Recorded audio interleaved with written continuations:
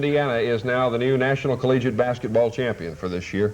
Scott, I picked this little trinket up over in Cincinnati last weekend. It says NCAA Championship on it.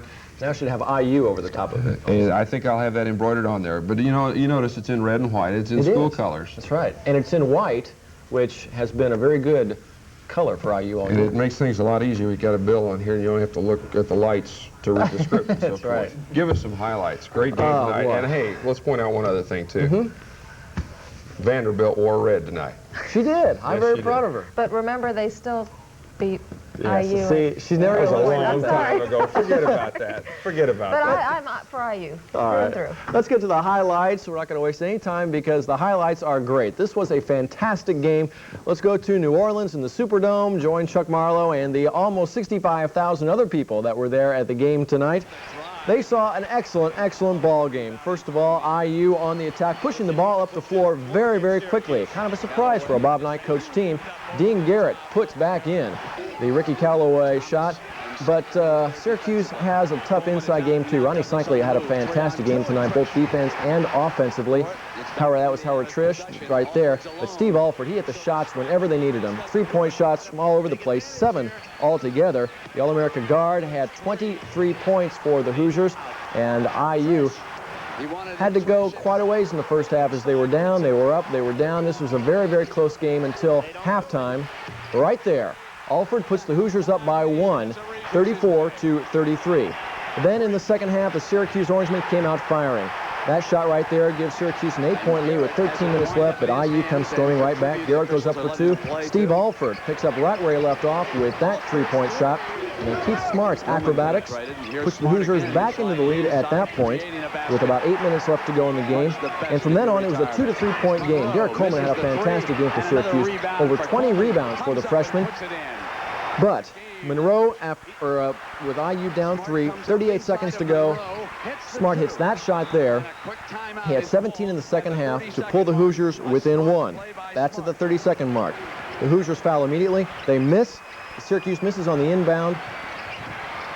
And then that is the shot that wins the game for IU. 74-73. There's still 1 tick on the clock. There's Knight's reaction. Looks like he kind of belched there for a second, didn't it? That is his reaction to the winning shot. And then Keith Smart, who else should intercept the pass at the end of the game? And the 6'1 junior college transfer who played very little ball in high school is the hero for IU. He has 17 points in the second half, 21 in the game to go along with Alford's 23. And there's Steve there winning the 1987 National College Basketball Championship. Indiana wins 74-73, and of course we'll have Coach Knight's reaction and all the players' interviews tomorrow night on the Indiana Nightly News, and then of course we'll even have more for you on the Bob Knight Show with Chuck Marlowe and Bob Knight coming up this Sunday at noon. Who just got done leading Marion High School to its 3rd straight Indiana High School Basketball Championship. Let's roll some of the highlights of that title game that we brought you Saturday night on Channel 4. Lyndon Jones is a 6'2 guard who is cat quick, as you saw in that defensive mood there, and the drive down the floor. He can not only play defense and can score, but he can also pass, like he did right there to Derek Keys. He's been Marion's floor general the past 3 seasons and may perform the same duties for Indiana.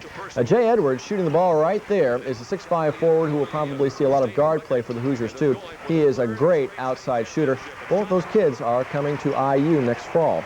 But Jones and Edwards may not be the only ones leaving Marion. Giants head coach Bill Green wants a shot at the college ranks and has applied for the vacancy at Ball State. Now that he's got his 6th state title under his belt, will his attention turn toward Muncie?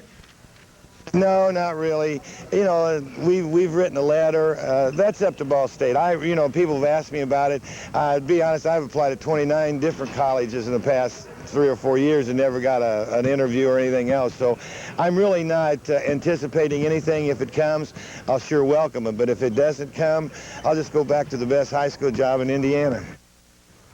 And we should also mention that a week from today, Major League Baseball. People at Indiana beat Syracuse. I do think it was a surprise that Indiana got to the championship game. I think they thought UNLV, North Carolina would all get there ahead of Indiana. But congratulations to Bobby Knight. Even though I don't like him, he won the national championship. I just don't like the guy. You don't even like him after this? No, not the way he berates the press and berates his players and carries on. I don't like the guy. Okay. Well, Bob, you'll like this next story. Oh, okay. It's about amateur sport.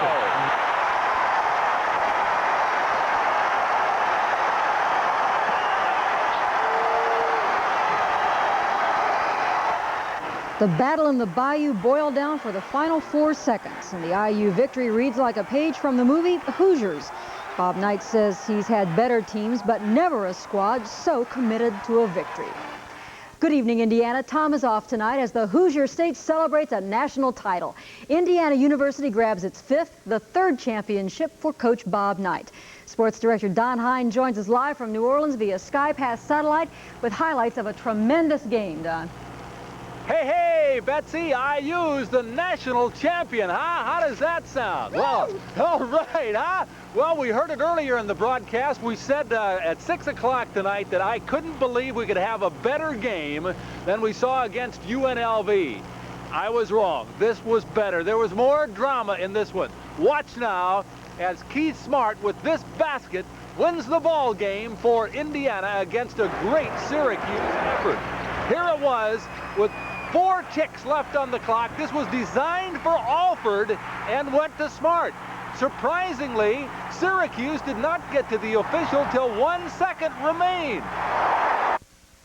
We have never panicked not one time this year when we were down and time was about to run out. Steve was covered. Someone else is going to step up and do their thing, you know, just like Gene Garrett's done, Ricky has done. And I guess it was my turn to do it this time. So whoever just shot it, that's fine with me because this is a team effort, and I'm not the only one that did this. The whole team, everyone that's involved with Indiana, did this.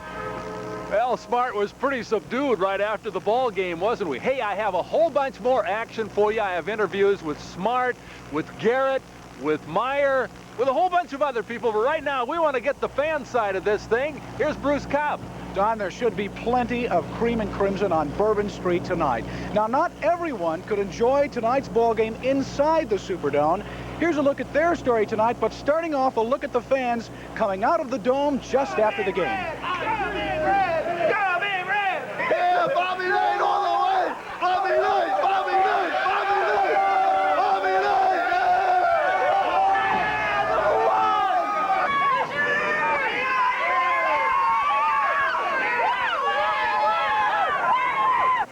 Even up until tip-off time, you could buy a ticket from Dave. So we're paying about $1 each, and the nice souvenirs are bookmarks, you know? Even though tickets sold for only a couple of dollars up until game time, some people still chose to watch the game on television at hotels nearby.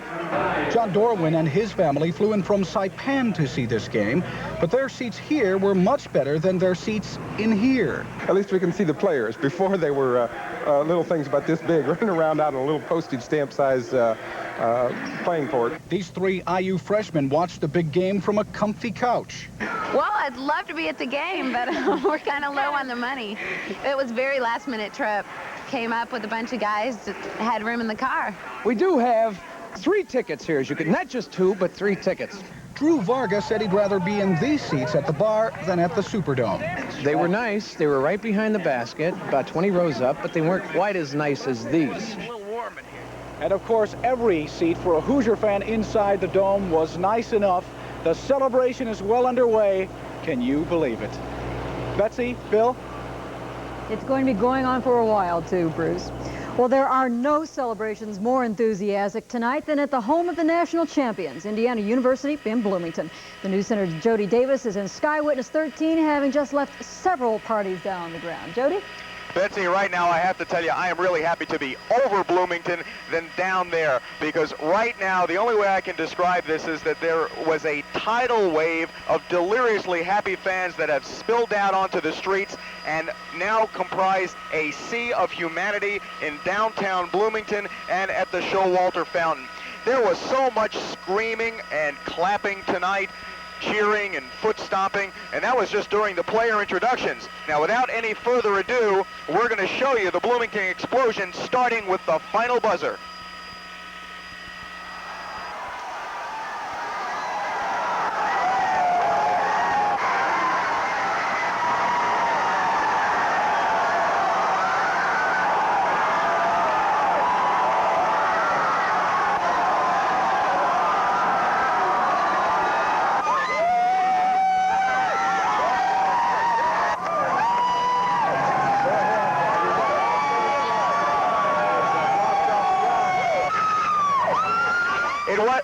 It wasn't just a few seconds after the game was over that the fans began spilling out onto the streets from the taverns.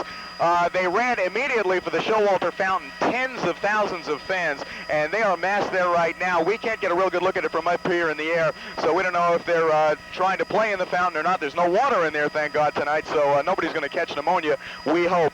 But there are all kinds running around the streets. We saw a guy in IU boxer shorts running downtown with a T-shirt on, not much else. I don't know if any of you IU professors have scheduled classes or canceled them for tomorrow, but you better expect a pretty good absentee rate after this celebration tonight. It is going on in Bloomington. It is going to be on until the wee hours of the morning. We guarantee you that. This is Jody Davis reporting live via Sky Witness from a maniacally happy Bloomington, Indiana.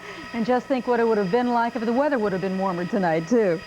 Well, here in Indianapolis, Big Red Fever is running high tonight. At one Indianapolis pub, fans roared out in support of their Hoosiers.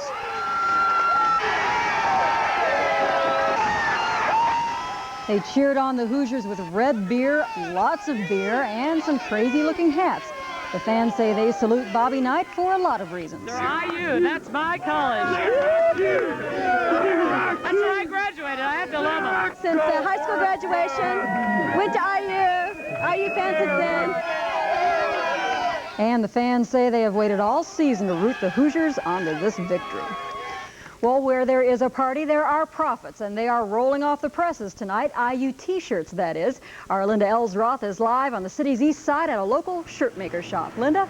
Well, Betsy, I'm here at Logo 7 where the folks here are extremely busy. They are cranking out Indiana University T-shirts. Now, just seconds after IU claimed its NCAA victory, workers here had T-shirts rolling hot off the presses. They are working fast because they have a tall order to fill, somewhere around 30,000 of these T-shirts. With me is T-shirt maker Mike Kistler, and we've got a couple of samples to show you here. There are two T-shirts here, both of them in red and white, or cream and crimson. Take your pick there. They both are sporting the IU emblem. And Mike, I guess basically you would have won no matter what tonight. Well, we had orders for Syracuse as well as Indiana, but it was 10-1 Indiana. We're glad the way it ended up. Tremendous. All right, terrific. So plenty of T-shirts here for everyone. And we might mention that the folks out here, Betsy, are going to be working well into the wee hours of the morning. They are ready to cash in on Hoosier hysteria. Reporting live on the city's east side, Linda Ellsroth for News Center 13. It is going to be a profitable item, too, Linda. Coming next from the News Center in Dalton. The exhilaration of the game tonight. Well, only one way, Eric. Indiana 74, Syracuse 73. And we'll let Jim Barber, Ed Harding, and Mark Voigtman do the rest. I don't know where to begin. You know, it's happened all season long. IU winning the close ones, and the one that counted the most means IU's 5th national championship by 174-73. So for Indiana, it's on to the White House. And a meeting with the president right now live in New Orleans. Ed Harding, Reagan, and Bob Knight on the same card, Ed. Well, you know, it's funny, Jim, that you mentioned the White House. Steve Isle, do you realize you're probably going to meet the president pretty soon? Do you know that yet? Oh, we're really excited about that. But we're probably more excited about going out tonight and celebrating. Yeah, you know, Mr. Knight has not allowed the kids to get on Bourbon Street, but there's nothing left right now. This may sound trite, but how does it feel to have walked up the side and know that there aren't any challengers left? Well, we're really happy to be the champions. I don't think it's really sank into everybody yet, but I'm sure we'll go back to Bloomington when all the people will be there and celebrating. We'll be celebrating also. Was there a point when this team came together when you felt it was a national championship team? Coach Knight had talked about our goals for the season, to begin the season, as being Big Ten champions and national champions. And from then on, that was our goals, and we just kept working at it. And as we entered the tournament, I thought we kept getting stronger each game. So I think at the beginning of the tournament, we thought that we had a chance. I thought the Syracuse game tonight maybe included with the LSU game and the Auburn game. You know, you didn't have an easy road to the championship, did you? No. Everyone said that we had a good bracket and everything, but when you're in a tournament, everybody's playing well, and you're playing against good teams. Is there anything, you know, that can better this moment that you feel right now? Oh, no. When Keith hit the shot, everybody just looked around. I remember Daryl come off the court, and we just looked stunned. It was like, is this really it? Is this really what it feels like? So we're happy. It was like, wait a minute, we won, didn't we? That's right. Steve, I want to say congratulations. I thank you for coming out. And Steve Schweitzer, can you get a shot of that? You know, this is what players on, no matter what level they play on, this is what they play for. That is a national championship ring. on the hand of Steve Isle. He'll cherish that. Stephen, thank you. Thank you. Enjoy Bourbon Street tonight. Right. Steve talked about the Keith Smart shot. I know you have already seen it, but what I want to do is I want to show you the highlight setup. It was a terrific basketball game tonight. Believe me, a great game to watch, a great game to win. If you're Indiana, and for Syracuse, it's got to be tough. 65,000 in the dome. IU in the home white. Garrett with the jam. Indiana leads it by 3 points. Alford with a bad pass. Syracuse taking advantage of the turnover. Monroe with the basket, and Syracuse's lead is 3, 11-8 on this hoop. On a 10-5 run, Steve from three-point range. He had 7 three-pointers tonight. Cycling for Syracuse with the jam. He's their big man inside, number 4. At times, he dominated the floor. On a 10-4 IU run, Darrell Thomas scoring inside here. Many cases, this was a tougher game inside than the Nevada Las Vegas. Alford for 3. IU by 1 at the half as the buzzer sounds. Browser, a three-point play for Syracuse in the second half, gives the Orangemen a 4-point lead. And when Trish comes back on the next sequence with this goal, it's 52-44 Syracuse with 13 minutes to play. But back comes Steve Alford. IU goes on a 10-0 run. A three-point goal makes it 52-50. Orangemen leading by 2. Thomas with the jam inside to tie the game at 52. So you've got the stage set. Coleman has 19 rebounds. He's a freshman. Gets the offensive board, a 63-61 Syracuse lead here. But the star of the game, Keith Smart from nearby Baton Rouge, Louisiana. On the drive, he gets the goal. Smart with the basket here to tie it at 77-77. Syracuse inches ahead. And it's at this point that IU fouls the freshman, Derek Coleman, to put him on the line. I'll let CBS take care of the rest of the game. It's the 2. He's short. Indiana can win it. And they decide to put Douglas on Alford. And they go man-to-man.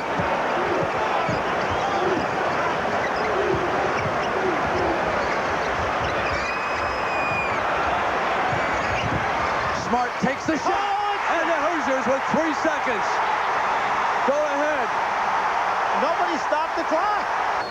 Surprisingly, Bobby Knight does not put Garrett on the passer. I thought he'd put Garrett on Coleman to prevent the long pass. But he puts nobody on Coleman. Here it goes. Indiana wins the championship. Keith Smart is the hero.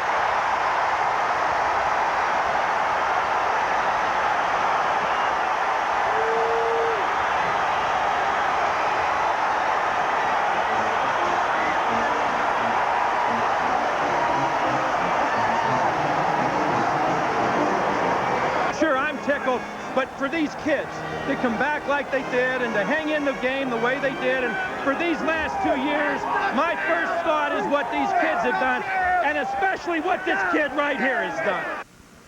For Bob Knight, it's national championship number 3 at Indiana, going along with 76 and 81. And for Indiana as a university, it's national championship number 5.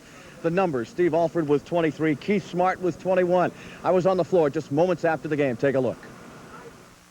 So I just had to come out and do some movement, and Ricky wasn't in, so I had to really kind of pick up the slack there. He pulled you again in the second half, and then you went back in. What, was there any... But once again, he was telling me to settle down, because I think I was getting beside myself a little bit with some passes and some forward shots. He told me to settle down and don't worry, because I'm going back in. The last shot, hey, as long as it went in and Indiana's up on the scoreboard, then that's great. No matter if I hit the shot or some other guy on the team hit the shot, that's how I feel about it. So I had to kind of like take things in my own hands and go to the bucket, and I was able to do that. Well, can you believe what has happened to you? Let's get that other net. Let's go. Yeah. Let's get that other net. Congratulations, Coach. Let's go get it. There's a lot of doubt, but there's never no quit. Nobody ever's going to give up. I mean, it's your last game of the season, no matter how it comes out. And like I said, it's a tough way especially for those guys to lose, especially at the buzzer. I don't know, maybe it was just destiny for us to win this whole thing. I don't know, but like I said, this is what it's all about, this ring right here. This is what it's all about, the memories.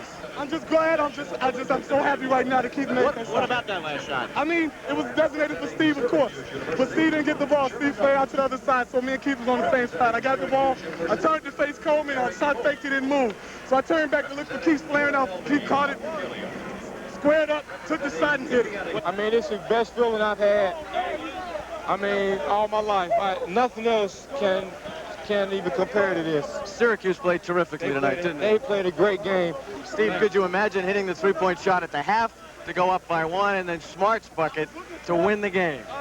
Better scenario? No. We've had a lot of one-point games, a lot of two-point games during the year, and a lot of close ones, and I think that's helped us. A big credit to the Big Ten. I think it's been very competitive all year, and it's prepared us for a lot of close, hard-fought games. I think this was just another one. It was a shame somebody had to lose tonight. Syracuse played terrifically this evening. They were a great ball club. I think when you get to this position, either team's going to be a great ball club. When you come to Indiana, I don't care who you are, you've got this opportunity, and you're more than likely going to have this opportunity in 4 years. This is Coach's third.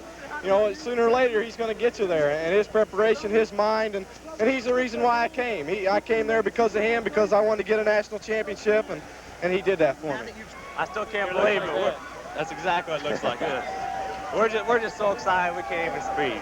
This is just a dream come true. Everybody's ecstatic. You realize you conquered all comers. I mean, there aren't any hurdles left, you know. No, we just can't wait to get back to Bloomington and celebrate with all the people that helped us get here. That's the way it looked in New Orleans about an hour or so ago, but let's take you to where the heart of the Indiana University campus is. Let's go back to Indiana and Bloomington. I can hear it, Mark Voigtman. It must be a terrific celebration. All right, I'm sorry. Having some difficulty hearing you, Ed, but here in Bloomington, it's pretty crazy. When that last shot was made, there was a big shout that went up all over Bloomington, and that shout has not ended. You are seeing just a few of the thousands of people who have gathered here in front of the Fine Arts Building down in the center of campus where the Showalter Fountain is. Let's try to talk to a few of them. Were you worried? Were you worried that IU might have been in trouble? No way. I had confidence in Keith. Were you worried? No way. Out there somewhere is a fountain, and thousands of students are trying to tear down the Venus statue of that fountain. Last Saturday, when IU won its game, they tore down 2 of the fish statues that surround that fountain. Now they're going for the rest of them. IU's number one. IU's number one. Keith Smart for president. Keith Smart for president. Hey, I was worried about IU at first, but I knew at the end that they come through, man. Keith Smart is one of the baddest basketball players I've seen at IU. So there you have it. We are number one. There you have it in Bloomington. Everything except human sacrifice here. Wall-to-wall people, thousands of them, gathered at the IU campus. Bloomington is happy. Let's go back to Ed Harding in New Orleans. Hey, Mark, if you can still hear me, why don't you tell them that the team playing will be leaving tomorrow so their heroes come back sometime in the afternoon. We love you, Ed. We love you. We love you. No, to be honest with you, I don't think Mark can hear anything. It's pretty quiet here at the base of the Superdome, and what we're going to do is go back to Jim Barber in the studio in Indianapolis. James. Thank you, Ed. Great job done. Incidentally, national champions, why not? Finally, just I guess about a few minutes after it was all over, the 5th ring added to the shirt. I can imagine a few people will be picking this up. We should give it out to the 8th caller, right? No, we can't do that, can we? But anyway, national championship. We'll have more coming up to sports. Okay, Jim, thanks very much. Himself after a poor semifinal showing. I gotta find my mother. I love that lady. My father's over there. Where they at? I don't know. My aunt, my uncle. I'm supposed to say hi to my niece and nephew because they couldn't make it. I love them. My brother, my sister at home, she couldn't make it. She's going crazy right now. I know she is. My cousins, oh my God, I'm just having a good time right now. What about coming from behind? Come on now, Daryl. The Academy Awards are on the other channel, big fella. He was still talking when we left, by the way.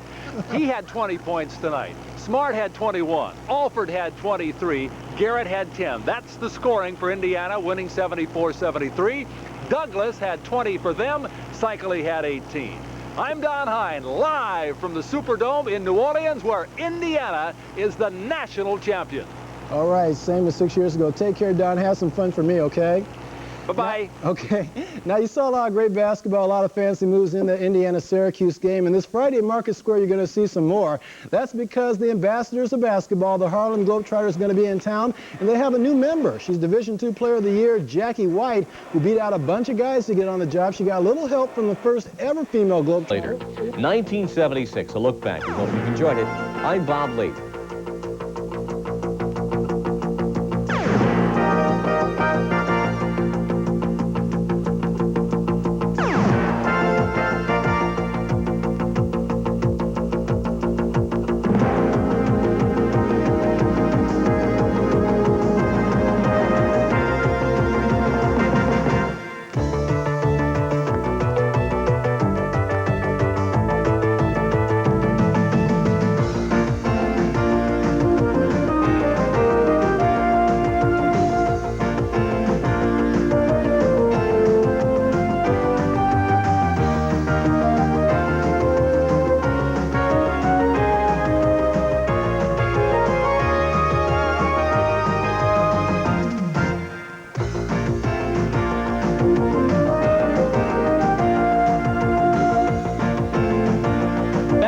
Basketball Nation watched a heart-stopping duel for the national championship.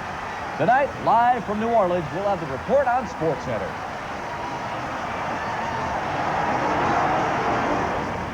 And welcome once again from the Final Four, along with John Saunders and Dick Vitale. I'm Bob Lee, ESPN Sportcenter. In a bit, we'll be checking in with Gail Gardner and Chris Berman back in Sportcenter. And John, we have seen, well, a school, as we said at the top, a school and a state that many people think is the home office of hoop win a thriller, a heart pounder, a palpably exciting game that brings back memories of '83 in the pit in Albuquerque right down to the nub. As we know, it is an overused cliche, but just the same, it's a shame that one of these teams had to lose. A fantastic game. We spoke with the players in the locker room after the game. Syracuse guys said they'd rather be blown out than lose a game this way, but it turned out to be a tremendous affair. 65,000 people gathered at the Superdome to watch the Indiana Hoosiers up against Syracuse Orangemen. 65,000, as we told you. Indiana, both teams came out slamming. They move it up court. Ricky Callaway's shot is off, but Dean Garrett skies up and follows, jams it down. He finished with 10 points. IU up by 3 early. Syracuse, though, intense as well. Daryl Thomas rejected by Ronnie Cycli. Here come the Orangemen. Douglas with the dish to Howard Trish, and Trish goes and jams this one down, and Bobby Knight is not happy. Indiana, though, utilizes the outside game in transition. Keith Smart kicks it out to Steve Alford, and he hits the three-pointer. 4 for 4 and three-pointers in the first half. Syracuse pounding away inside. Douglas with the alley-oop to Cycli for the jam. Jim Boeheim says, way to go, guys. We got it moving. Syracuse dominating the rebounding here. Monroe misses. Stevie Thompson rebounds. No good. IU standing there, so Cycli grabs it and scores. Syracuse by 5, out-rebounding IU by 7. Alford kept them in the game here. Time running down in the first half. It's another three-pointer, 23 points. Indiana by 1 at the half. Second half for Syracuse on the boards. After a short miss, Cycli rebounds and puts it in. He finished with 18 points. Bobby Knight worried with that spurt there, but IU gets fired up. Cycli rejected by Dean Garrett. Same possession. Alford gets open and hits the three-pointer. He was unconscious from out there. Finished with 7 of them. IU within 2. Alford had 23. Sherman Douglas rises to the occasion. He gets a three-pointer as well as he makes like Alford. Orangemen up by 5. Jim Boeheim's wife can't watch.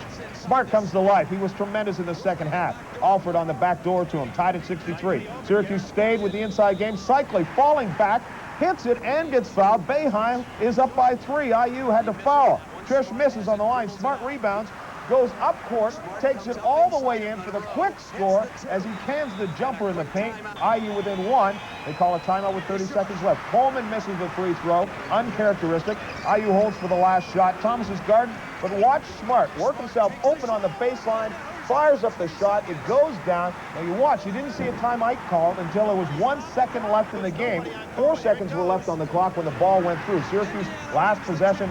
The ball is intercepted by Smart, who was the MVP and finished with 21 points in the game. And the final score, Indiana wins it 74-73 over the Syracuse Orangemen. Keith Smart, the MVP of the game, he would finish with 21 points, 6 assists, and 5 rebounds. And what a story for the guy from Baton Rouge, Louisiana, comes into his own back door and is the most valuable player of the Final Four tournament. Now, we're going to look at some very interesting company here. As you look at the elite company, Bobby Knight joins here. John Wooden, those great years at UCLA, 10 wins. Adolph Rupp with 4 victories in the Final Four NCAA titles as he finishes there at Kentucky. And Bobby Knight with 3 moves into that elite company. And he moves those 3 titles of his, adding to 1940 and 1953 titles that Indiana also won. You know, there was some chat about the dome factor, and certainly, John, all of us at the game, it was that thrilling with 65,000 people watching. Moments after the captains of Indiana accepted their trophy, I had an opportunity to talk with Daryl Thomas, and it was an emotional night, certainly, for the Hoosiers, enjoying every second of this one. What it meant to the home state, Indiana, national champions. Congratulations, what a game. Hey, that was great. Keith, I'm gonna marry him. I owe my life. I mean, that's the greatest feeling in the world. Just winning this thing, I mean, it's something you work for all your life. Starting off in basketball, dreaming and wishing and praying, and then you're there. And then it comes down to the last shot. I mean, it's like a storybook. That's the way you want to end it, and we won it. And I feel good. What do you think it means back home? Hey, I don't care what it means back home. I'm here now. I'm enjoying it here. I mean, it's for the community. The community has supported us through 100%, 110%. They was behind us when we lost the last 2 games. Well, the 2 games against Illinois and Purdue. I mean, they stuck with us. I mean, It's the greatest feeling in the world. Bob, what are you proudest about this team? The way these kids came back and really played tonight. Did you want the ball at the end? Well, it just happened to come to me because we had originally designed a play for Steve to take the last shot, you know. But they overplayed Steve and enabled me to get the ball, and I penetrated and dumped it off to Darryl, but Darryl didn't have a shot, so he just passed it right back out to me. Storybook finish, huh, Keith? No doubts then. I just knew if I can get the ball up, it was going in or something like that. I really didn't think it was going to go in. I just tried to toss it to the rim and hope for the best, but it just happened to go in. In your wildest dreams, could you ever imagine when you decided to come to Bloomington, it would come down to a national championship game, a shot with a second to go? Oh, no way. No way. And I guess, you know, me and Keith, we talk about this a lot, you know, being national champs sometimes, but hey, we never thought it'd be like that. What's it like being a national champion, Rick? It's a great feeling. I got my ring sitting right there. Right here, right baby. there. Size 11. Yeah, wearing it already. I'm not taking it off. They're not taking those championship rings off, and Dick Vitale, they have earned the right to wear them for the rest of their lives. Well, you know, they became champions with the way they finished the basketball game, Bob. They executed so well down the stretch. They kept their poise, and I thought tonight was brilliant.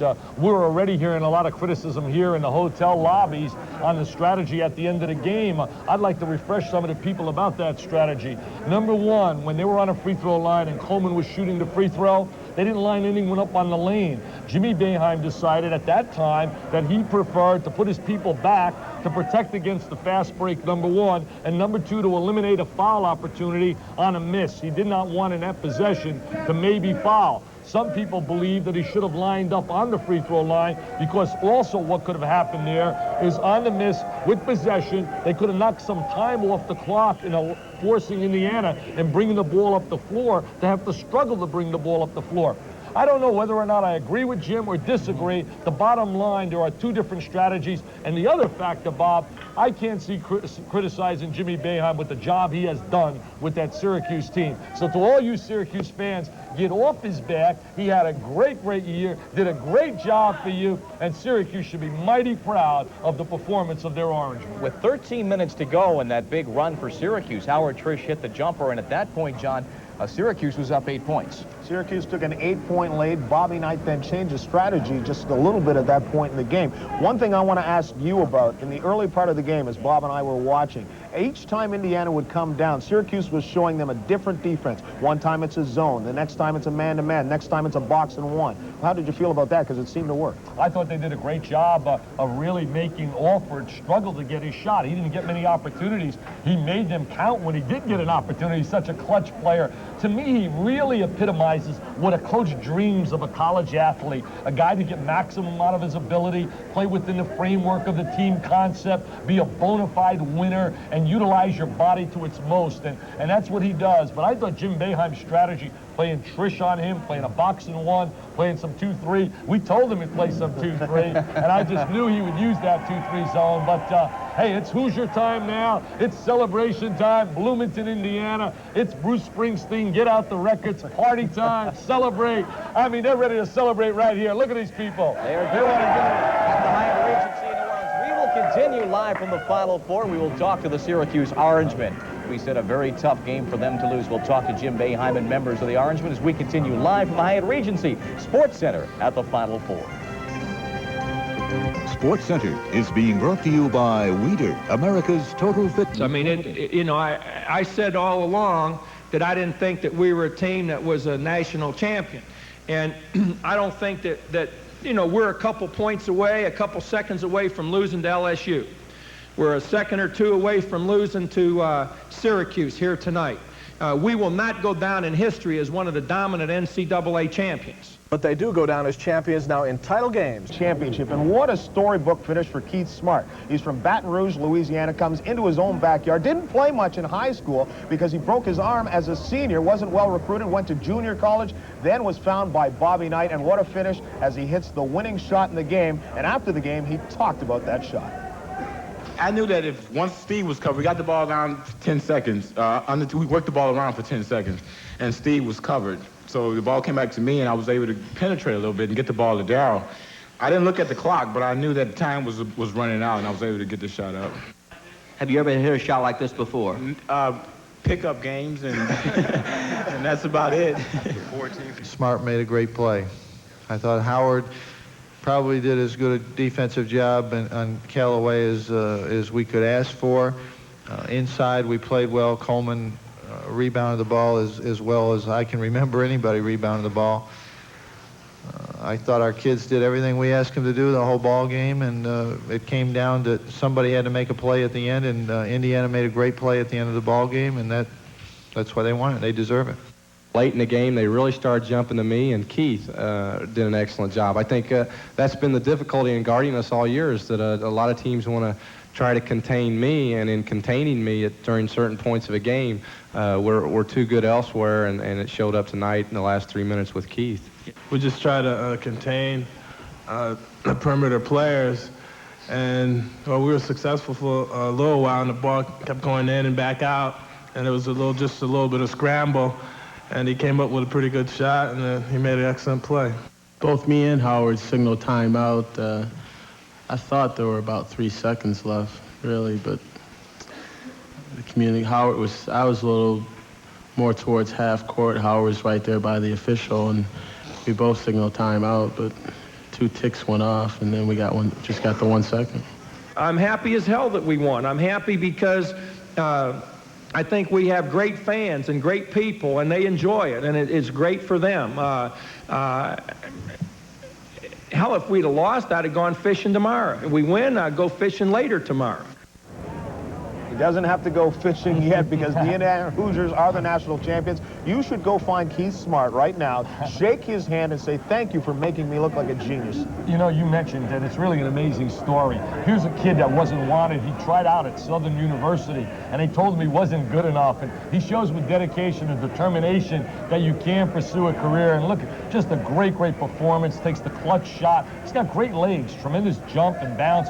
Bob Knight said next year he's going to put him in a different role. He's going to make him his scoring guard, and he's looking forward. He said, that's the one thing that excites me about coaching, the new challenge. And he said the challenge next year will be whether or not I can make Keith Smart into a big-time scorer. I'll tell you what also, though, the challenge was coming into this phase of the Indiana season, or this season itself, Bob Knight going to the JUCOs, using junior college players, at times even showing, my gosh, a zone defense, changing.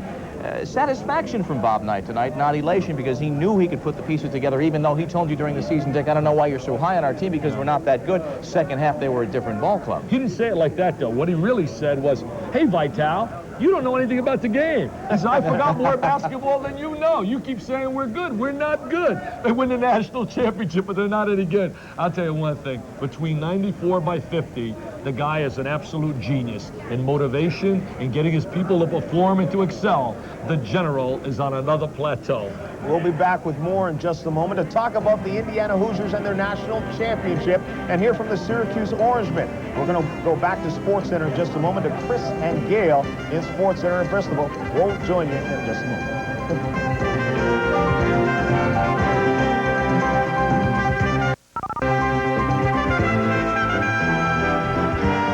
We just worked hard the entire time we were here. But as you said, the Indiana Hoosiers are partying right now. They come away with the trophy and with the rings. But the Syracuse Orangemen come away with something as well. They had a tremendous season. They come away with their pride, and they come away holding their heads very high.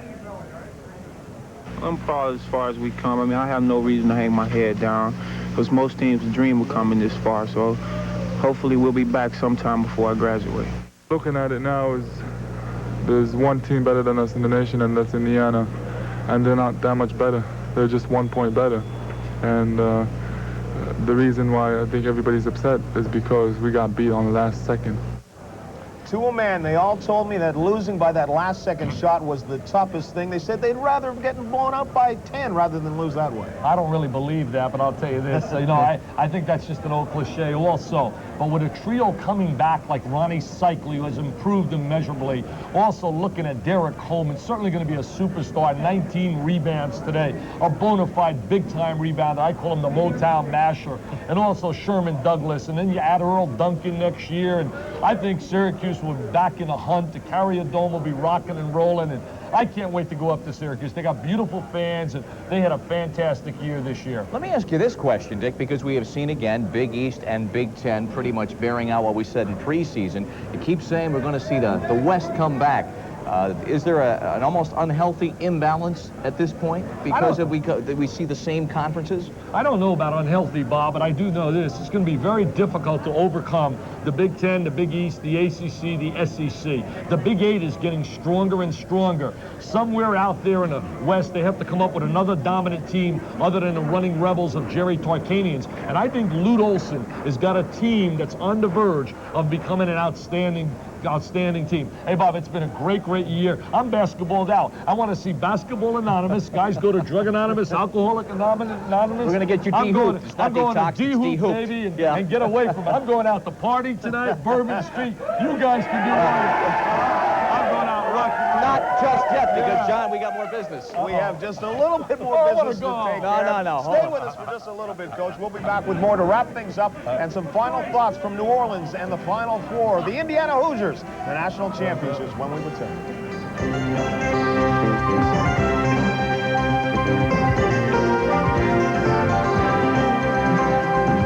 It has been a fun year. We will be back once again for our 9th complete season of college basketball. For John Saunders and Dick Vitale, I'm Bob Lee, live at the Final Four. We leave you on Sportcenter with a look, music by the Starship. Nothing's going to stop us now. Congratulations to Indiana and also to Syracuse.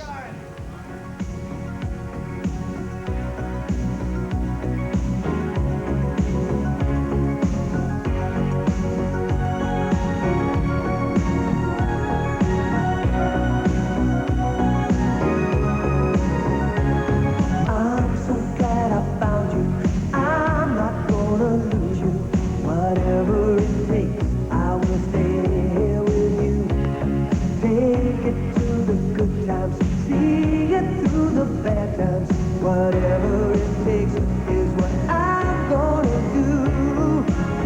Let them say we're crazy. What do they know? Put your arms around me, baby. Don't ever let go. Let the world around us just fall apart. Baby, we can make it if we're heart to heart. And we can build this dream together.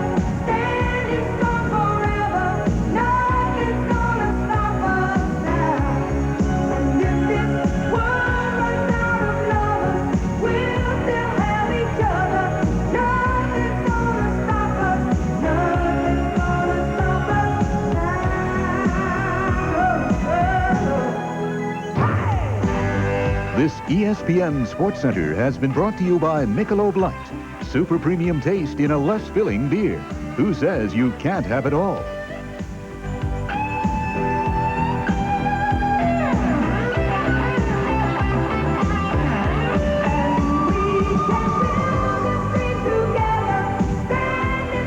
Hoosiers have won the national championship. Howard, if you can hear me. Yes, Ed Sorensen will have lots more about all that. And Bob McLean will have all the latest on the weather coming up next on Channel 16. The national championship. I knew there was something up. Ed Sorensen, would you come over here? You guys are going to have to move over a little bit. They did it, but it wasn't easy. Thanks, Howard.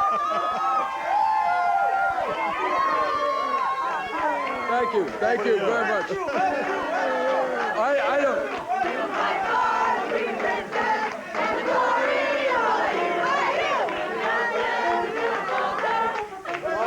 Okay, we'll get back. Thanks for the spirit. That's great. We've got some highlights to do here. Let's go to the videotape, one of the great college basketball games you folks will ever want to see. Tonight in front of 64,959 fans in the Superdome, Greg Monroe scores on the breakaway right there for Syracuse.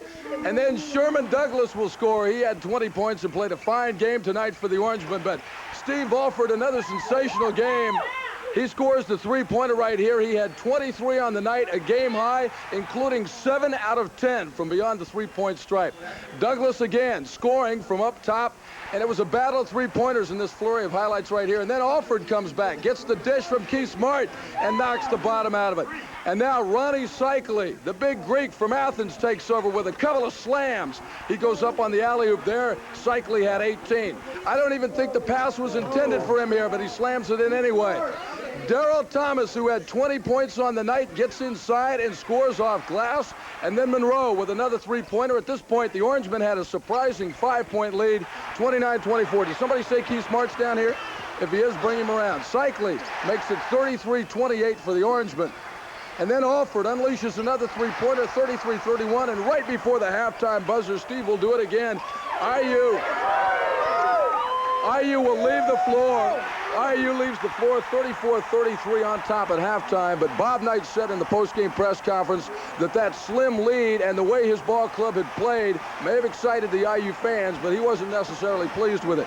Second half, the Orangemen come out, and they really started to play some solid basketball. Derek Brower scores inside, 50-44 Syracuse. Howard Trish, the senior captain, gives the Orange an 8-point lead at 52-44, but IU has come back so many times this year, especially in the tournament. Alford from three-point land again to bring IU within 2 at 52-50. Sherman Douglas hits later on. He played a sensational game for the Orange. He had a team high 20. That brought the Syracuse team back on top by 5, 61-56. But then Keith Smart exploded. He had 17. He had 17 in the second half, 21 for the game, 61-61. Now watch him right here. Alford gets the ball. This is the only 2-point field goal he made on the night. That tied at 65 all. And then Smart really took over. Using that 42-inch vertical explosion, he puts the Hoosiers up 67-66, but back comes Douglas. Neither team backing down in this game. A tremendous college game. Douglas scores on the layup, 68-67 Orange. Cycli later makes it 70-68 Syracuse with the power move inside, but then Smart puts Jim Boeheim back in his chair with this tremendous move, reverse 70-70. Sit down, Jim, sit down. And he did. And then Trish makes it 72-70 with a nice move inside, and then Smart brings IU back within 1. No thoughts of kicking the ball off to him, and he's going all the way with it. 30 seconds remain, IU down by 1. And then the freshman, Derek Coleman, a huge miss at the free throw line. And here's where it goes, folks, and you can just pick it up from right here because you see the clock winding down. IU trails 73-72, and they want to set something up, obviously, for Steve Alford. But Syracuse was planning on stopping Steve Alford, so they kick it over to Keith Smart. And Knight said they wanted to get into their offense with about 15 seconds left. Daryl Thomas, a good kick out, back outside, 16-footer. It's good!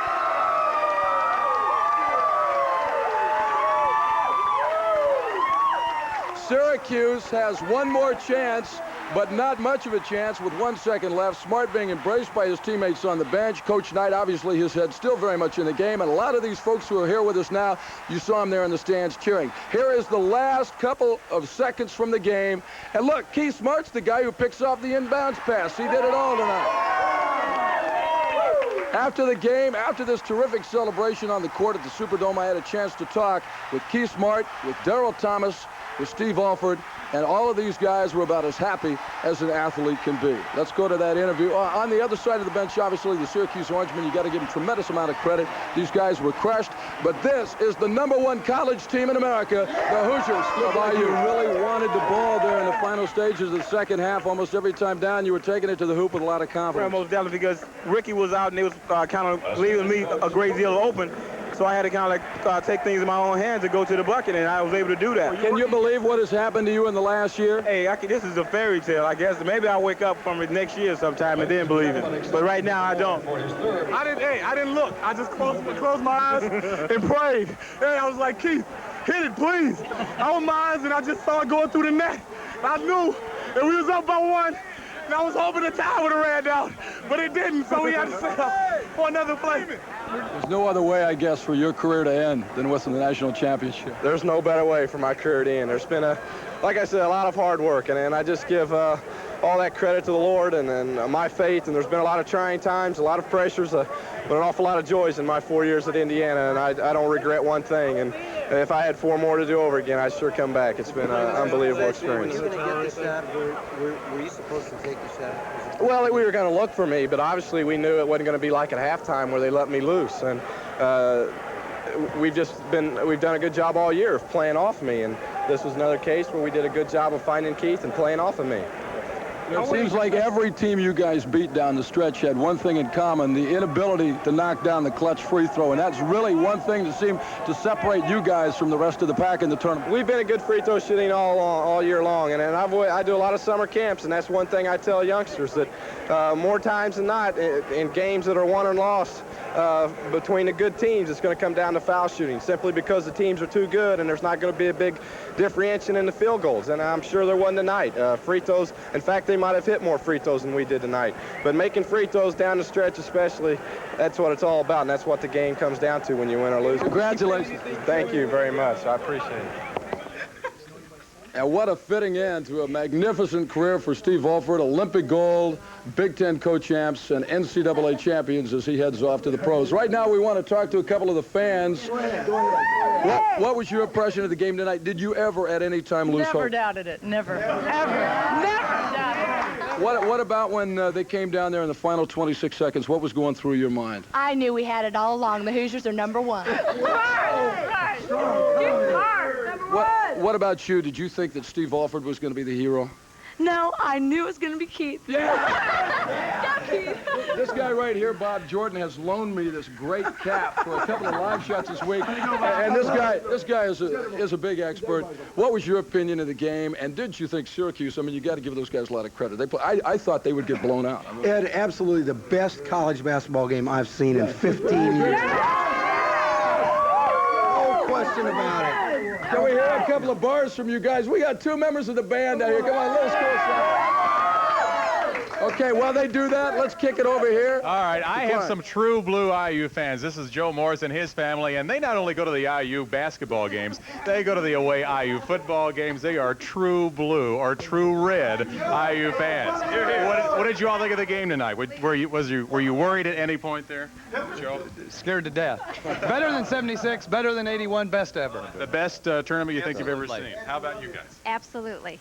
Every win is sweet, but this was really sweet. And you just came down this morning, right? That's right. Yep. Glad I made it. Worth the trip. Yes, very much so. All right. What about you guys? Any doubt there that IU was going to take it all the way? I wanted them to. It was a close game. I mean, Syracuse played great, but we are number one. The question is,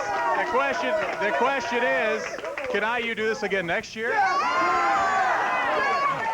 Well, I think there's a consensus. Now, this is some of the party here, but there's also a party going on elsewhere in the hotel. Oh, probably 3 or 4 million other people around. They're going to be moving on to that in just a few minutes. But Howard, you have some fan reaction, right? Or well, yes, I have a thought here. You know, we are at the Hilton, and an awful lot of people have been to alum headquarters through all these days, and many gatherings and many activities. And I just have one question for a fan here. I want to know, did you follow the team all the way through good times and bad times this year, or did you come on late with it now? Oh, no, all the way. When you're an IU fan, you got to go all the way with it. Okay. Now, right after this game ended, Cy Jenkins was around the Superdome talking to people and getting some initial reactions. So let's go now for that report from Cy Jenkins. As the Superdome emptied, the enthusiasm of Indiana fans that had already dominated the streets of New Orleans for a weekend made it seem like half the state had been here at the end.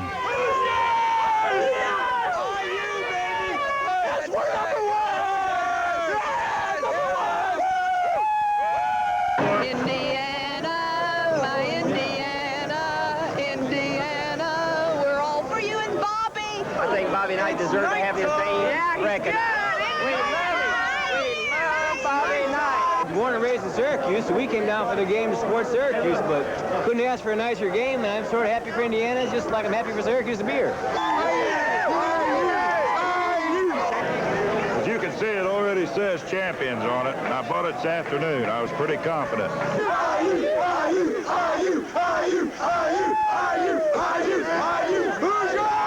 Syracuse doesn't have anything to be ashamed of. We played the game we knew we could play, and Indiana, everybody we always heard, everywhere we went, it was going to be a blowout. Well, maybe the country will start looking at Syracuse and Big East basketball. We are number one. It was just a higher level of IU enthusiasm that has rocked this city for 4 days now. New Orleans probably knows tonight what Hoosier hysteria is all about. We're disappointed. We'll be back. We'll be back. Outside the Superdome, I'm Cy Jenkins, Channel 6 News. Well, you know, as we said earlier, there's another party going on in another part of the building, and I would guesstimate there's probably, well, I don't know, how many people would you say are in the other part of the building? 10,000? 10,000? Probably, yeah. So the population of New Orleans has increased considerably over this week. You know, I must admit that when you and I were sitting there watching this ball game, I got a little worried. I was beginning to think this program. I was so wrong. That they knew. Didn't they? Yeah, we turned to each other and said, "Boy, we hope this is still a victory celebration." Right? And it is. Let's show you some of the other celebrations going on elsewhere in the building.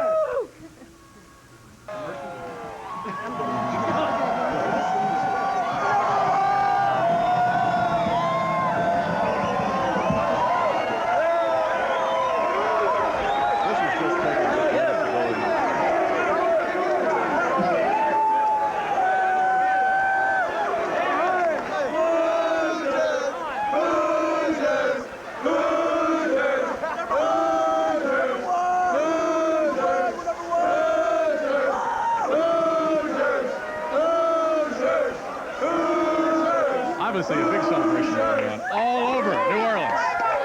Well, and if you think there's a lot going on here, what do you suppose it's doing at Bloomington? Celebrating, maybe? Well, let's go back to Indianapolis. Greg Todd, Tracy Horth for more about that. It looks like the Indiana delegation is going to leave their mark on New Orleans for some time to come.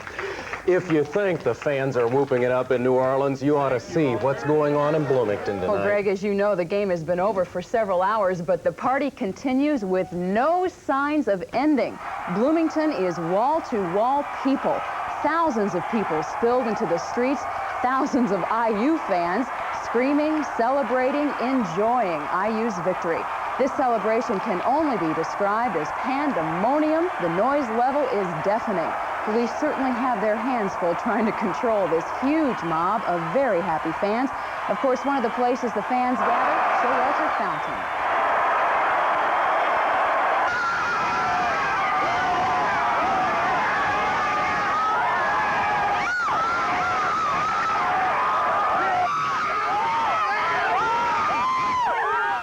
Hope they don't have any exams tomorrow morning. The word from IU tonight is that tomorrow morning, 10 a.m., Assembly Hall, there's going to be a victory celebration, and we're told the team is going to be there. They'll be flying back in tomorrow morning, and they'll be there to celebrate. At least that's the information we have tonight. Hope they are. So a lot of those people probably won't even go to bed. They'll probably just head on over to Assembly Hall.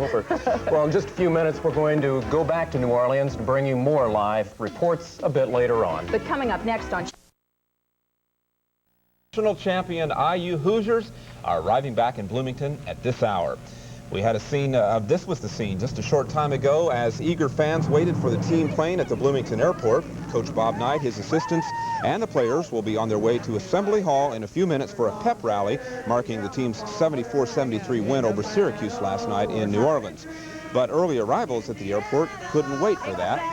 Piece of cake, piece of cake. Piece of cake, no competition. You weren't chewing your nails towards the end, or mine are all gone. She has one. She's got one nail left. No, I got it later. Oh, she got it later. Yeah. What kind of reception are you going to give this team? Fantastic. We're going to give them our all. That's what we're going to give them. Yeah. They have given us many, many months of joy. Now we're going to try to repay that to them. Lots of happy folks. Channel 8, by the way, plans to carry the Assembly Hall rally live from Bloomington. To the fans, of course, they'll get a second chance now and a chance to revel in the victory last night down in New Orleans. Julie, while we're waiting, I don't know if you've picked up any information while you were down there, but I know a lot of people were expecting the team back like 10:30 this morning. Any idea about the delay? We really do not know at all what caused it. Of course, we saw Coach Knight on live network television this morning as late as 8 a.m. our time, and we'd originally been told they were going to be on a plane at 8 o'clock. So I imagine that stalled them a little bit, just all the attention the team was getting. But no, we haven't heard here. There's not been a lot of official announcement about why the team was held up. But as we said, they should be arriving very shortly here, so we should be able to hear from all of them. Were Class classes canceled officially today, or is this an unofficial day off? It seems to be so far an unofficial day off. However, I was over at the IUPUI campus last week just interviewing some of the students about the excitement building up to the game. They told me at that point, and this was last Tuesday, that many professors had already put them on notice that if IU won, Tuesday would be a day off. So I think a lot of teachers have canceled classes. And like I said, there are a lot of elementary, junior high, high school age kids here who have taken the opportunity to come out and welcome the Hoosiers home. And of course, it's kind of nice that this delay falls on the noon hour. All the more people can come out here and enjoy the day, and this crowd really has probably grown by about 4,000 or 5,000 in the last hour. So I think a lot of people heard that late word about when the team would be coming and took the chance to come out here today. Any idea what the team's doing right now? I am hoping they're getting off a bus and heading in here. I talked to a state police officer or a police officer just before we went on live here, and he was headed out to escort them in. So we just don't know about the delay at this point. I have a feeling there are going to be some rather sleepy ball players to come in, but I'm sure they'll also be filled with a lot of thoughts that they want to pass on to this crowd. But we are just waiting, as you are, for the group to fill up, or for the team to show up here. Seeing a little extra attention over in the area right now. There are a lot of posters that fans have brought here.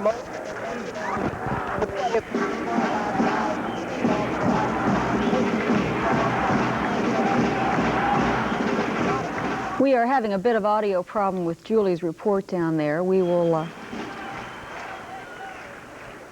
try to get back. Julie, I think we can hear you a little bit better now. How are we doing?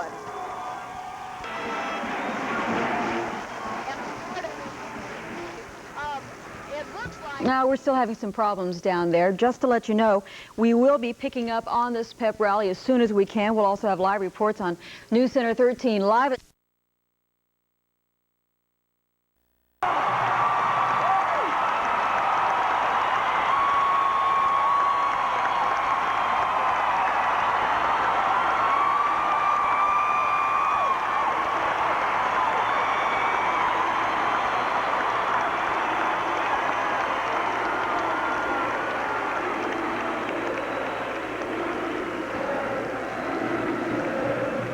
And this will probably go on for a long time.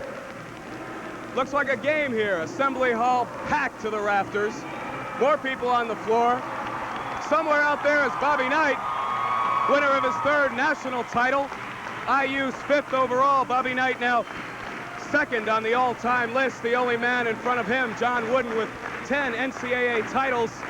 A well-deserved victory. Do you know in the final 3 games, IU won by a total of 6 points, 77-76 versus LSU, 97-93 versus UNLV, and of course last night, Keith Smart and the Hoosiers, 74-73.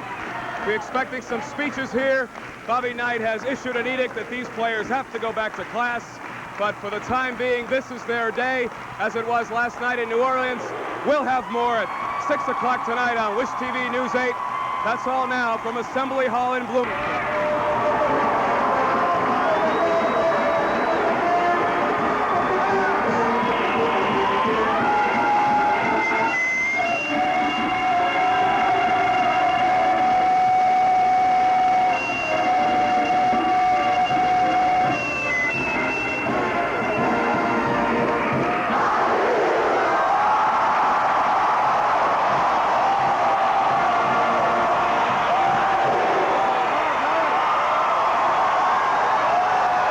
This, of course, a continuation of the celebration that started a little before 10 last night when IU beat Syracuse to win the national championship.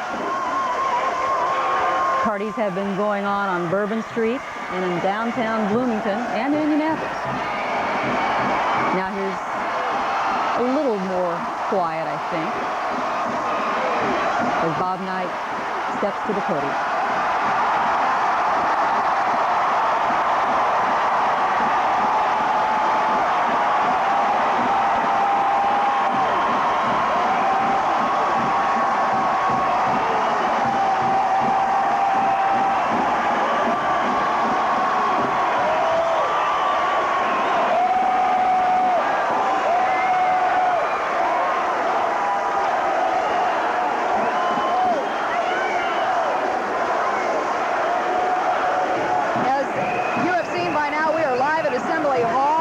the team make their entrance here.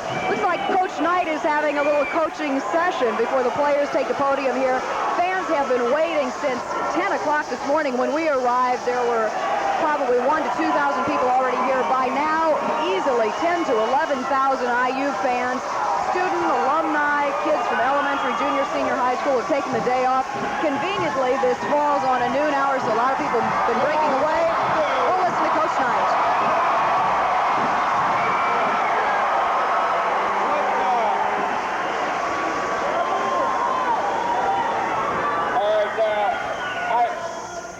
I think we've thrown enough toilet paper rolls today.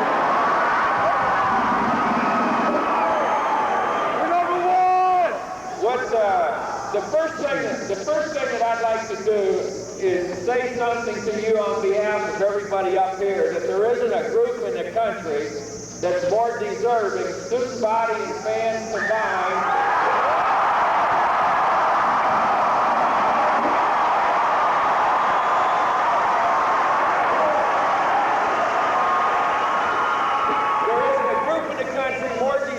of having something like this brought back to you than you people are.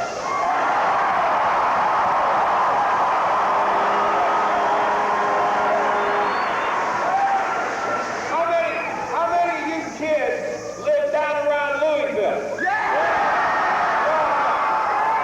Here's what I want you to do. I want you to tell the mayor of Louisville to turn his goddamn sign around.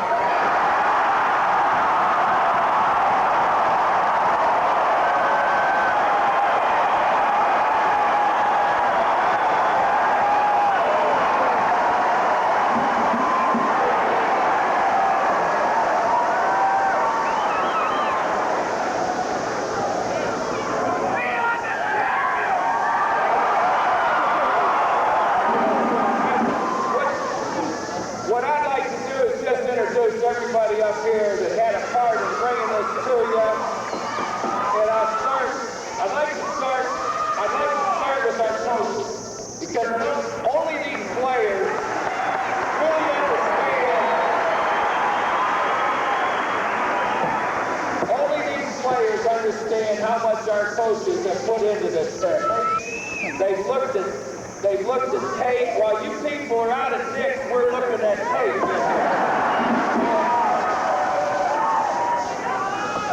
And they've given so much of themselves for this whole effort. And there isn't any way I can stand up here and talk enough about the staff that we have. And it begins with our trainer, Tim Garth. Tim?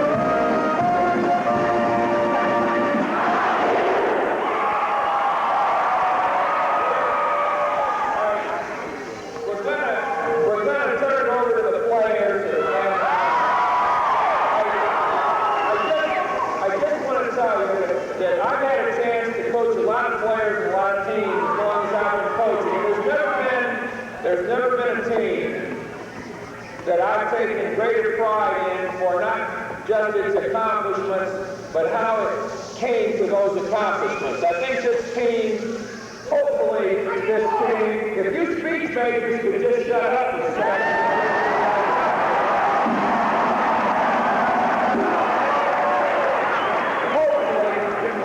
hopefully this team and the way they came back in games against LSU or at Las Vegas or last night against Syracuse, I hope that this team, and I'm talking to those of you that are students here now, I hope this team will show you that when you've got some problems of your own, and when things aren't going really well for you, you can tighten your belt a little bit and get the ball to keep smart and things like that.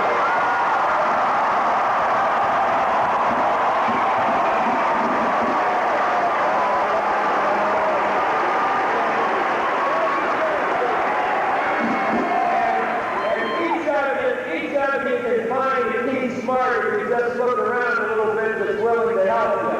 And when you have a problem, and when things aren't going real well for you, just remember last night when we were down 8. And think about being down 8 under those circumstances and coming back to bring this trophy home here to Bloomington. And hopefully that'll give somebody a little incentive to come back to that 8-point deficit you're going to be facing one of these days.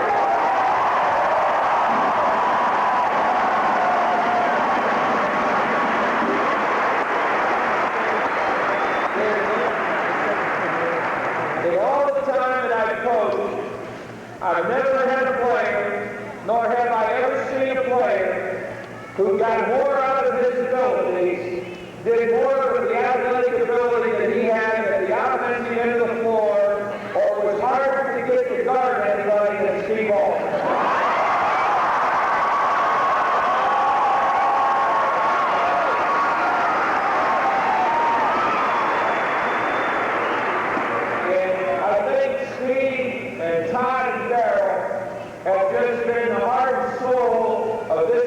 Coming from 2 years ago where we were in the NCAA tournament to this year where we won.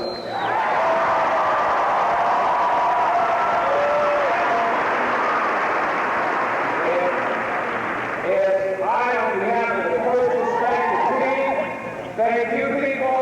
I'm going to turn things over to Steve. It's their program from here on.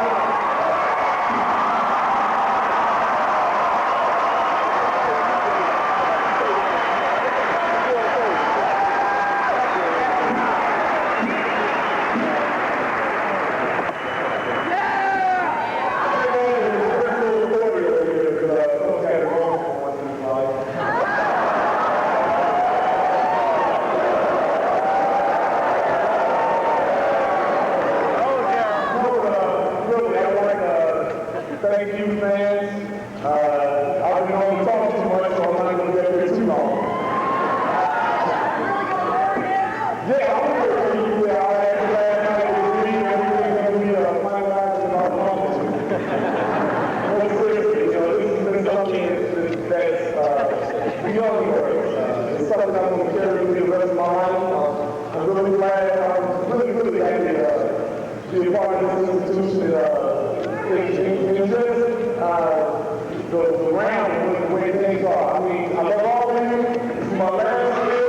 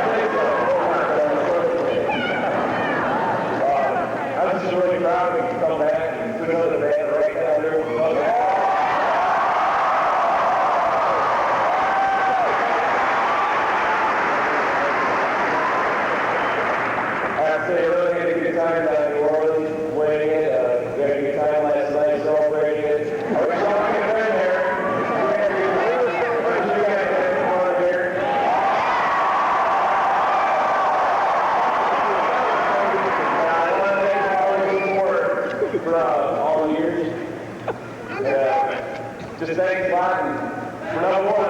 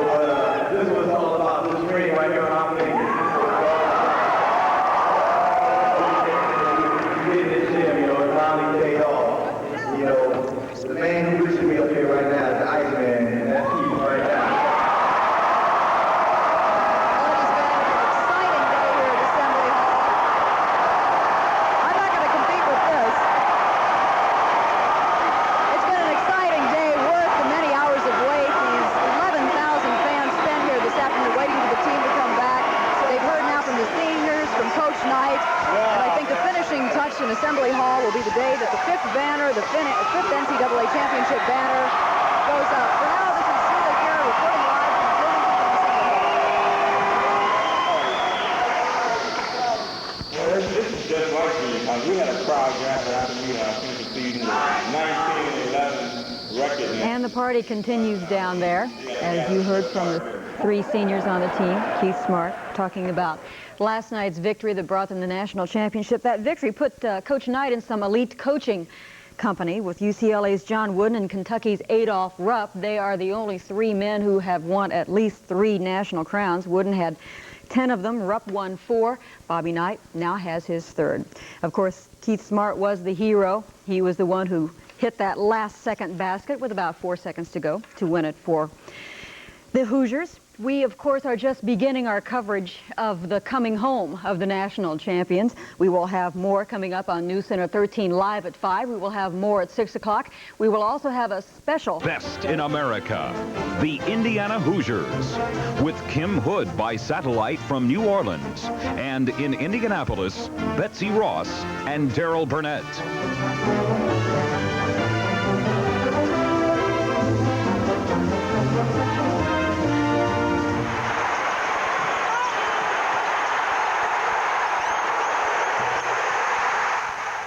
It was the shot heard round the Superdome and seen around the country.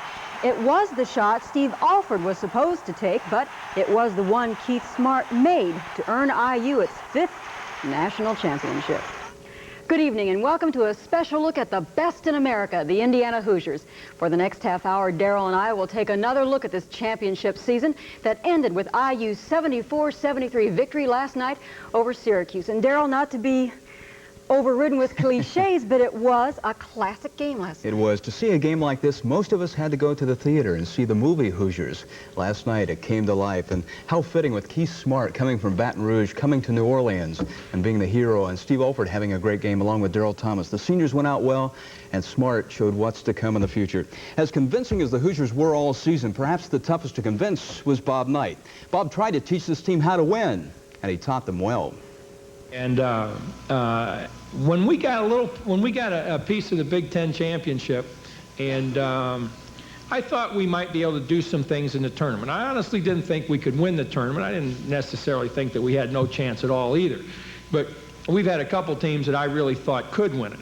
But this one wasn't necessarily one. But we went from a team 3 years ago that had a tough time hanging on to leads and had a tough time asserting itself in big games and even losing leads last year. We were playing this team, or these kids, we're playing Louisville in the opening game in the 84-85 season. And we're ahead of Louisville early in the game and get outscored 28-7 and get knocked out of the game. Then about a week later, we're playing up at South Bend, and we have Notre Dame down. And Notre Dame outscores us 29-8. Both teams outscored us 21 points in a 5 or 6 minute stretch. And that's really how far this team has come from that. I'd like to thank Daryl for not taking that shot and passing it back out to me. That was a wise decision on his part. Daryl Thomas would have taken that last shot had Derek Coleman gone for the fake. When he didn't, Keith Smart became the hero. And isn't Keith happy about that? Oh, he sure is. Well, the celebration, of course, started a little before 10 last night when the game ended and continued just about the entire night through the morning. And that's when fans started gathering at the Monroe County Airport and at Assembly Hall to welcome the champions home. Our cross-state specialist, Rich Van Wyk, was there as well. Rich? Betsy, as a matter of fact, the Hoosier homecoming began the minute the team's plane set down at the county airport here about noon today. They were a couple hours late, but the 250 or so die-hard IU fans didn't seem to mind too much. They had waited for hours in this morning's freezing weather to get their first glimpse of the returning NCAA champions.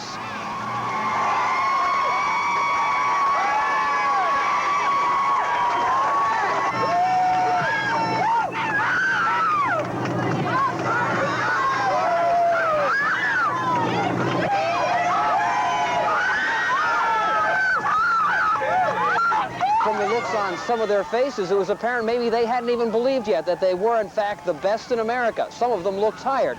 But from there it was only a short ride to another victory party on the Indiana University campus. Julie Carey has more from Assembly Hall. It looked and sounded as if IU had just won the NCAA championship on its home court. The welcoming committee was about 15,000 strong, nearly capacity, and the fans themselves got the first pat on the back. There's a group in the country more deserving of having something like this brought back to you than you people are. They needed no introduction, but the players got one anyway, and it was clear who the crowd viewed as tournament MVPs. Keith Smart.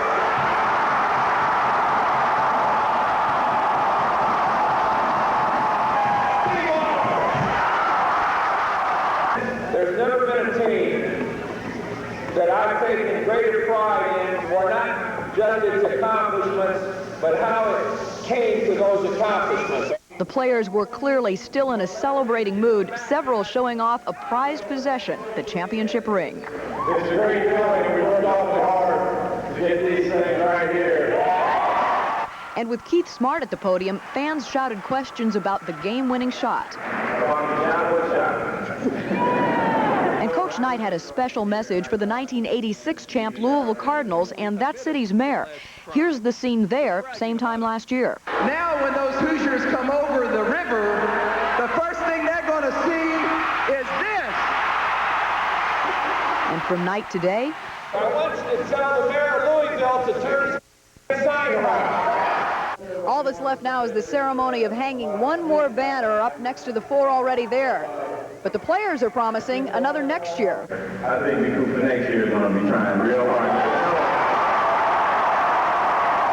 In Bloomington, Julie Carey, News Center 13. Tonight in Bloomington, the party is certainly not over, but it is winding down a little bit. A little more on that a little bit later on. Betsy? Okay, Rich, we'll check back with you in just a little bit. Well, the celebration ended in Bloomington, but it started in New Orleans, and that's where Kim Hood is tonight on what must be a much quieter evening down there. Kim? Quiet is an understatement compared to what we've been experiencing. Coming up just after the next break, we're going to talk to some of the parents of the players and find out that it was an unforgettable night for them. And there are more memories that the Hoosiers are taking back home with them than just the game. We'll send you a picture postcard, too. We'll be right back with those stories. We'll wait for that, Kim. And, you know, a lot of nice, heartwarming stories came out of New Orleans this My week. favorite involves Dean Garrett's father. Dean told us last night his father had to leave after Saturday night's game because, frankly, he could not afford to stay. He went back home, went to work. His boss walked in an hour later with a plane ticket, said, here, go back to the game. He saw Dean playing the championship game last night. Great story. Oh, yeah, that's great. And I bet he's glad he moved down there for that. We'll have more from New Orleans and the IU celebration when we come back.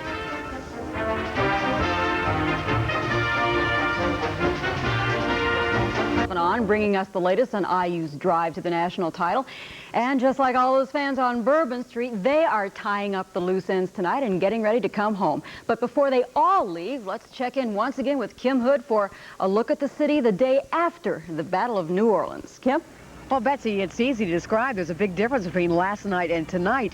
It's quiet, and it's quiet for New Orleans. I never expected it to be this peaceful. There are a few fans lingering, but not that many. Most are expected to be out of here by tomorrow. And it really wasn't this quiet last night when the celebration was on, and those who are celebrating the most probably were the parents of the players. Now, Bruce Kopp, who's been down here with me for a couple of days, caught up with a couple of the parents and discovered for them it was one unforgettable night.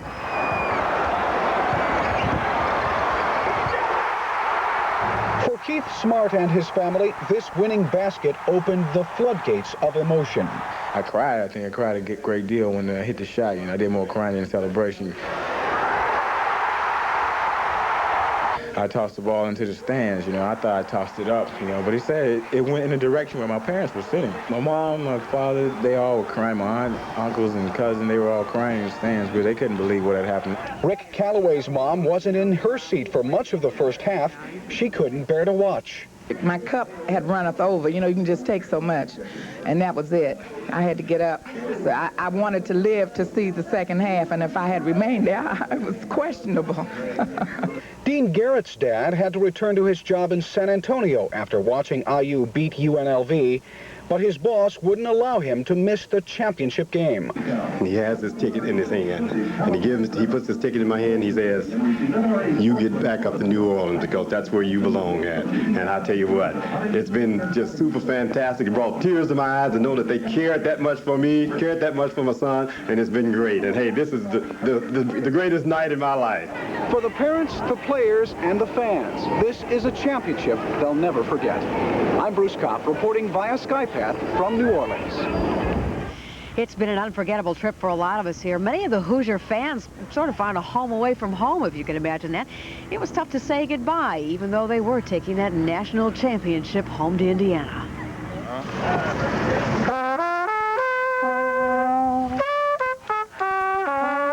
This is what else Hoosiers are taking home, a sample of New Orleans outside the Superdome.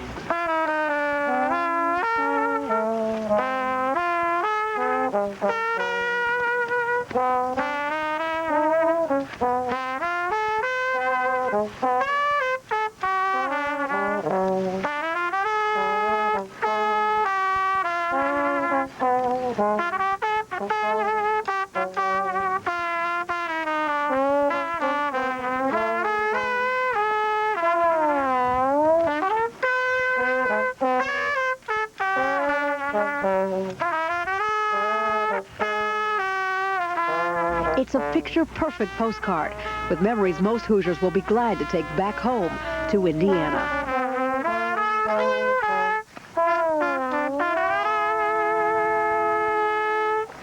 By the way, all the flights out of here were booked to Indianapolis and also to Syracuse and Providence and UNLV, so there were still a few fans that were stuck here. It wasn't so bad. The souvenirs were half price, and that was enjoyable, and so was the scenery, as you can see. We're going to come back up for a final wrap-up out of New Orleans in a little bit, but let's go back to the studio for now. Betsy, Darrell? Okay, Kim, and bring back all those souvenirs back here for us, okay? Okay. From the calm of New Orleans, we go to the wild celebrations in Bloomington. The News Center's Jody Davis was in the middle of all that last night. Yes, the fans were delirious, and that was just for the announcement of the starting five. The game seesawed numerous times, but these students and alums never wavered. Their loyalty was rewarded with a smart shot. Smart makes the shot.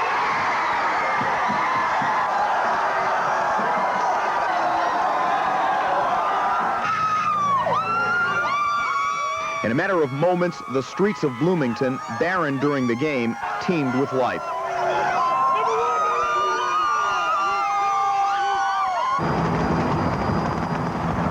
It's said a picture is worth 1,000 words, but this one merits only 2. Hoosier hysteria.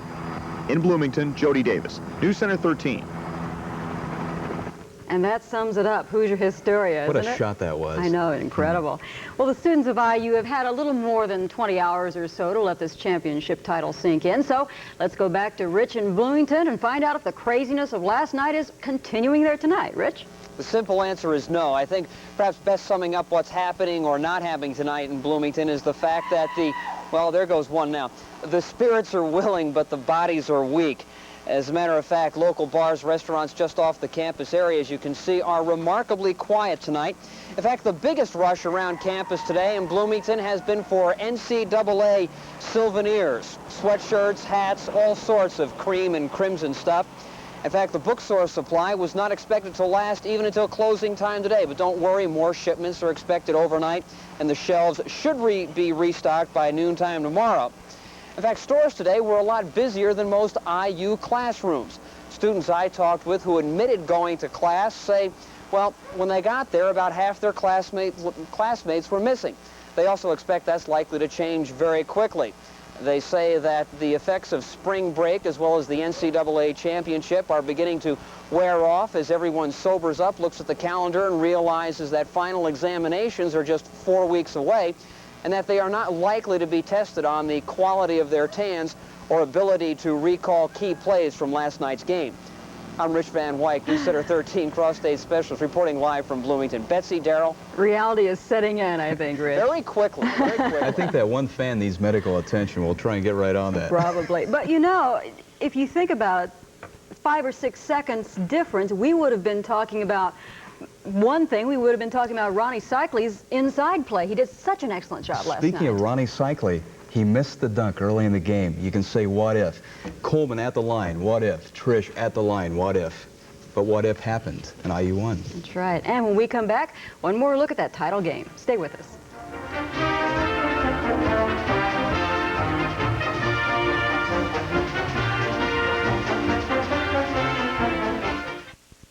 Feature for feature, dollar for dollar, we dare to compare. What's the best luxury sedan for the money? Not Buick, not Pontiac, not Oldsmobile. It's Nissan Maxima. What family sedan offers the best combination of room and comfort? Only Nissan Stanza. And when it comes to value, Nissan Sentra is beyond comparison. Factory-to-dealer incentives on Maxima, Stanza, and Sentra will save you even more. See your Indiana Nissan dealer today. We dare you to compare. Every day for lunch, I eat the same thing, a Wendy's chicken sandwich. The usual, Mr. Barney? I think it's the best chicken sandwich anywhere. 100% pure boneless breast of chicken on a fresh golden bun with all my favorite Wendy's toppings. Now, I know what you're thinking. The chairman of Wendy's old-fashioned hamburgers doesn't eat hamburgers? What do you think I have for dinner? For a limited time, a Wendy's chicken sandwich is only $1.49, so hurry in today. Nice going, Mustang. Have one on me. Roger, Den Mother. Great. Trouble with your refreshment system? Negative.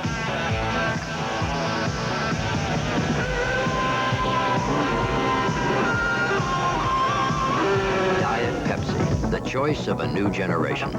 This Diet Pepsi commercial was inspired by the hit movie Top Gun, now available on video cassette. Ah, sweet, creamy, rich, delicious. That's That's the fresh-off-the-farm taste of the original Maplehurst Farms natural flavor ice cream. The finest ingredients blended the original way with pure, fresh cream. Taste ice cream as it was meant to be. Giving us games that truly live up to their hype. You couldn't ask for a better contest than we had last night's in the Bayou.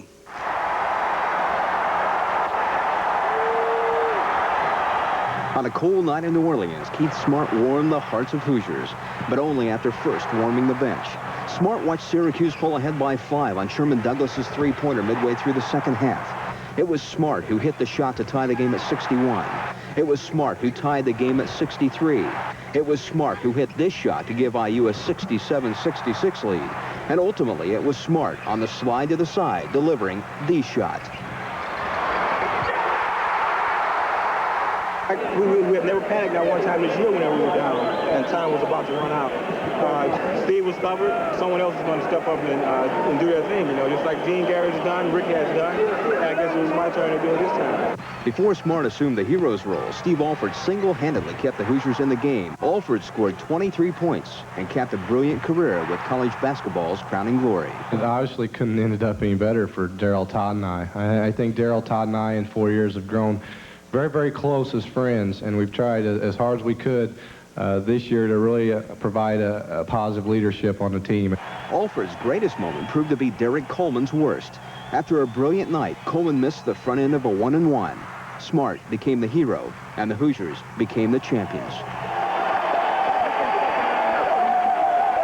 Coach, we've won it all.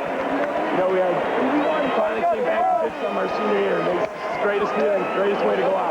We just had to pull closer together. We stayed together. We played well as a team. We didn't crack. That's the good thing. We didn't crack. Up until the last shot, I was cracking, but I didn't show it. But it feels good. Right now, that's Keith. Keith cutting down the net. I love that man. This game is Keith Smart. If anybody deserves this, it's Keith Smart. He got us here right now. He got the lights flashing like it is. He got us cutting down these nets. He's the one that brought us back with rebounds and with those shots in the clutch. It was Keith Smart's game in the second half. Smile, gentlemen, and enjoy it. When we come back, a final look at Hoosier hysteria, Cajun style. I grew up in Indiana, so I thought I knew what Hoosier hysteria was all about. But then I'd never been to a Final Four before. Is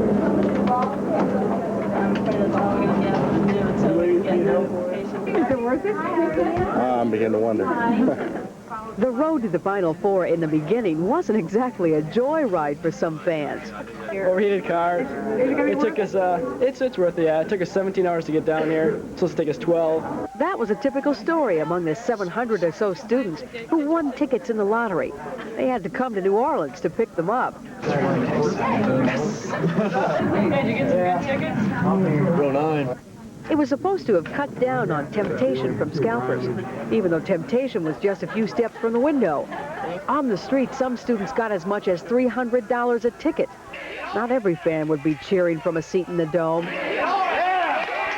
Saturday's victory against UNLV signaled the first of a long weekend of celebrations, from pre- and post-game pep rallies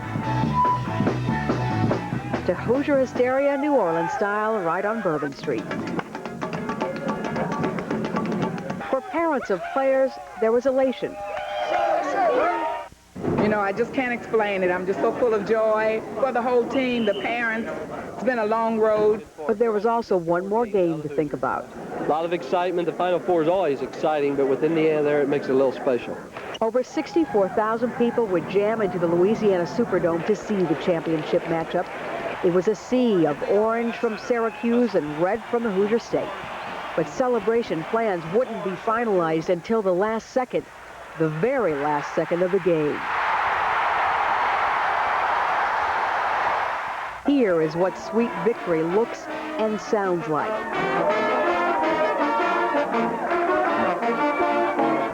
And the celebration continues here and at home. It has been a season for Hoosiers, a season over the brink. We're number one! We're number one! We're number one! Hey, we're... Don't you just love that guy's hat? I haven't seen it in any souvenir shops here, otherwise I might be tempted to bring one home. I have to add from this final report coming from New Orleans that Bobby Knight has made some new fans down here, probably because of what he's done, and for those of us, the 15 of the crew members that have been working down here for the difficult days, I want to thank all the crew members. And tonight, when we see New Orleans for the first time off duty, we'll raise a glass to this year's national champions. Betsy and Darryl will be right back, but first we want to go to this commercial break.